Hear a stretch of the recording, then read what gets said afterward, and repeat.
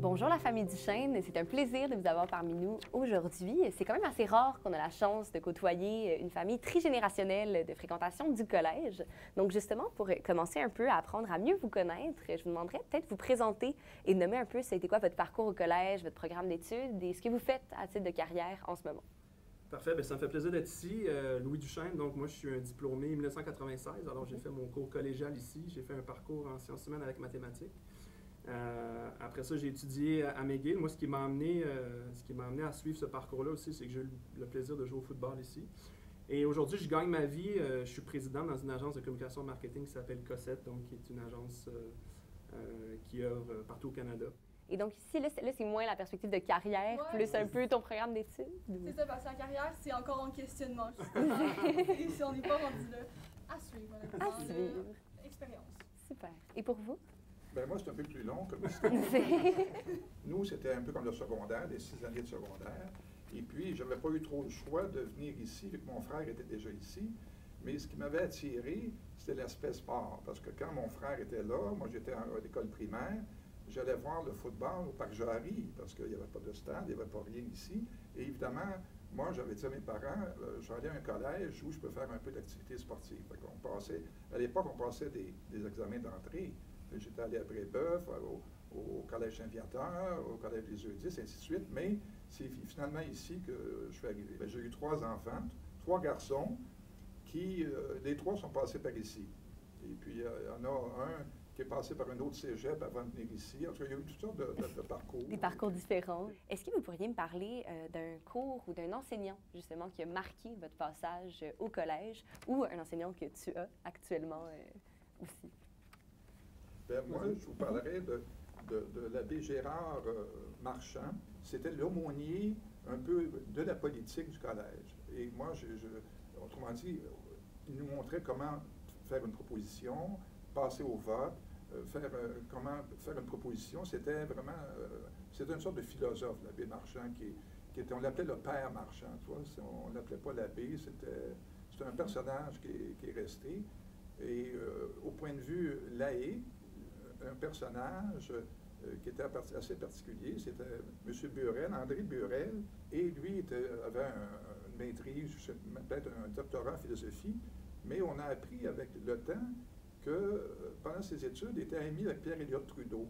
Et quand il était ici, comme AB, écrivait les discours politiques de Pierre-Éliott Trudeau. Mais oui, sachez que c'est assez drôle que vous nous mentionniez son nom à M. Buren parce qu'il nous a été mentionné lors d'une autre entrevue aussi. Donc, ça a l'air d'un personnage vraiment marquant de par son implication au collège, ce qui est très intéressant. Pour ma part, moi, surprenamment, c'est pas un professeur qui me vient en tête naturellement, c'est plus un directeur, un dénommé Zénon Soucy, qui a été plusieurs années ici comme directeur, tu te souviens de lui probablement, Oui. qui était directeur de service aux étudiants. Marquant parce que c'était... on sentait vraiment la volonté de vraiment créer une culture au collège qui était très inclusive, très bienveillante, très engageante aussi. Et on sentait un investissement au-delà de son rôle académique ou de son rôle officiel de directeur, vraiment un engagement personnel face aux étudiants. Il nous suivait, on allait jouer au foot à Victo, il était sur le bord, il était sur les lignes de côté. On sentait vraiment un niveau d'engagement particulier. Moi, ça m'a marqué. Toi, est-ce qu'en ce moment, c'est quelque chose que tu perçois, un peu la passion des membres du corps professoral? Moi, justement, je pense que avant de venir ici, c'est vraiment un point que je voulais mentionner, comment les profs sont investis dans mon processus d'admission. Moi, dans le fond, j'ai fait mon secondaire à Québec. Donc, quand je venais faire les portes ouvertes, je faisais le 3 heures de route. Et justement, je suis venue faire les portes ouvertes et on pouvait faire un concept pour savoir si tu pouvais déjà être admis et tout sur place. Et justement, la personne qui m'avait accompagnée dans ce processus-là, c'était mon coordonnateur de programme maintenant, André Ouellet. Mais c'est vraiment une des personnes qui m'a convaincue de venir à Grasset parce qu'il avait tellement montré d'engagement justement dans mon admission parce que du premier coup, j'avais pas été acceptée en sciences lettres et arts. Et il m'avait vraiment bien expliqué de comme renvoyer un bulletin et tout. On avait comme eu une correspondance par courriel.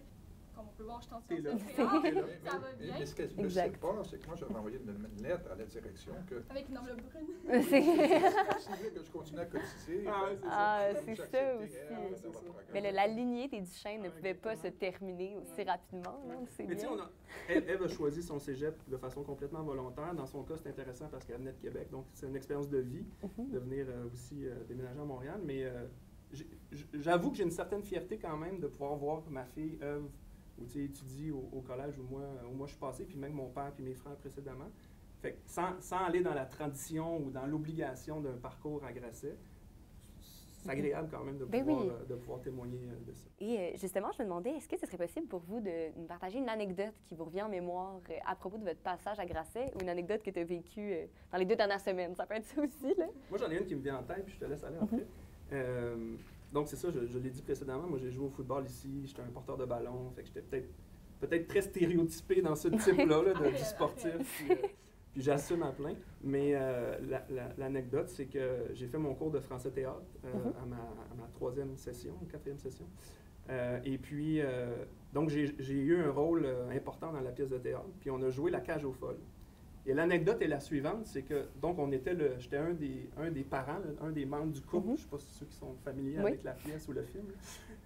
Et, dans le fond, mon conjoint dans le couple, c'était un joueur de ligne offensive de l'équipe de football. Fait qu'on était les deux, le couple.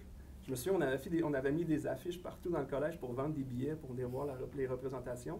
Et donc, on était les deux gars de foot, mais dans le fond, qui se prêtaient parfaitement, puis on a adoré au jeu d'une pièce de théâtre, en plus qui exprimait un couple homosexuel dans la cage aux folles.